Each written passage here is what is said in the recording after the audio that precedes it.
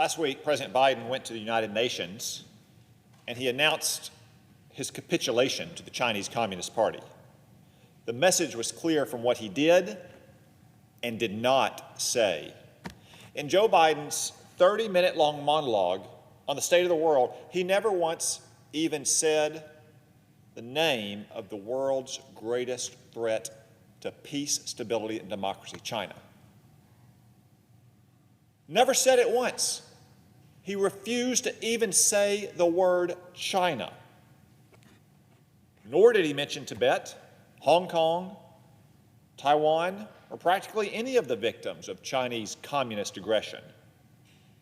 Now, President Biden did mention the, quote, targeting and oppression of minorities in Xinjiang province in China's northwest.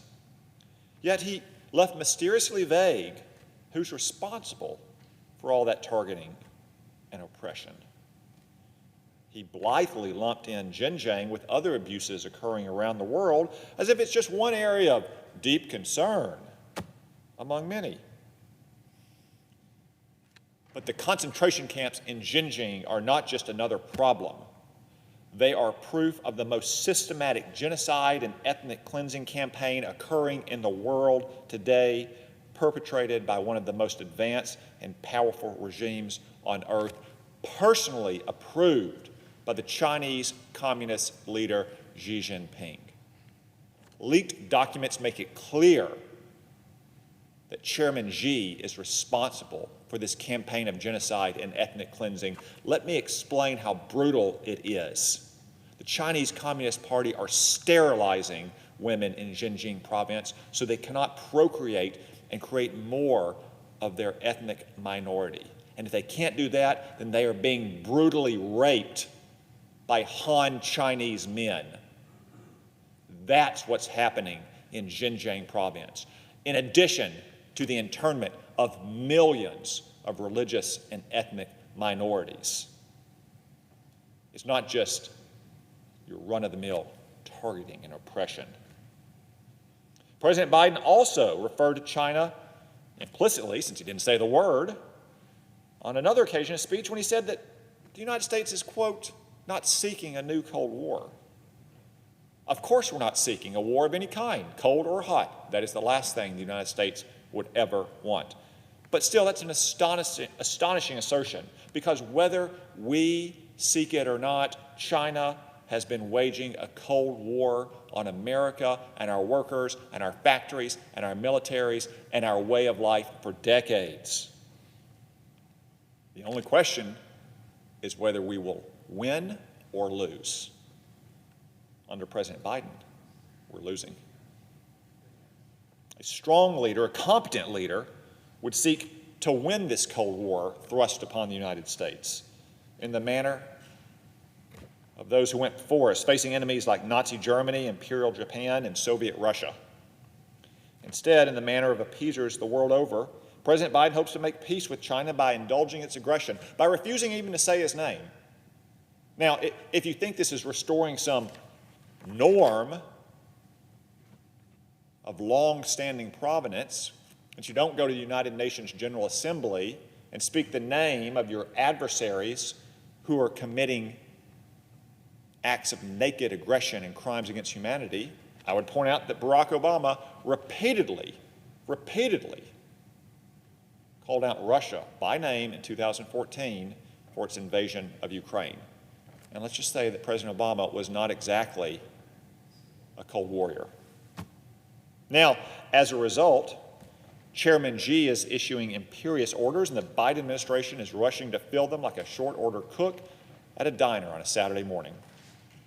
Early in the administration, President Biden lifted restrictions on Confucius Institutes, which are little more than spy outposts on our universities. He gutted Trump-era rules protecting our electrical grid from Chinese influence. And he shut down a State Department investigation into the origins of the Wuhan coronavirus. Then in July, China's foreign minister handed two lists of new demands to Deputy Secretary of State Wendy Sherman, stating that the United States must stop so-called wrongdoings in order to get back in Beijing's good graces. Similarly, when the so-called climate czar, John Kerry, asked for China's help, the Communist Party responded that it would consider polluting a little less if the United States would shut up about China's campaign of genocide and other human rights abuses. Now, any self-respecting administration that believes in American strength, pride, and honor would have told Chairman Xi he's in no position to be making such demands. Instead, this administration is going down the page, ticking off boxes like an obedient underling. When a reporter asked John Kerry if the administration would press China on its horrific human rights abuses, Kerry responded that, quote, "Life is always full of tough choices," end quote. Pathetic.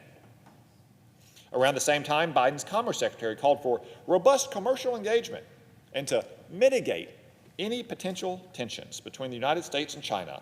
She even promised to bring delegations of U.S. business leaders to China to pad the communist bottom line even further. She calls to mind what is attributed to Lenin, that capitalists will sell the communists the rope they use to hang us all. Pathetic.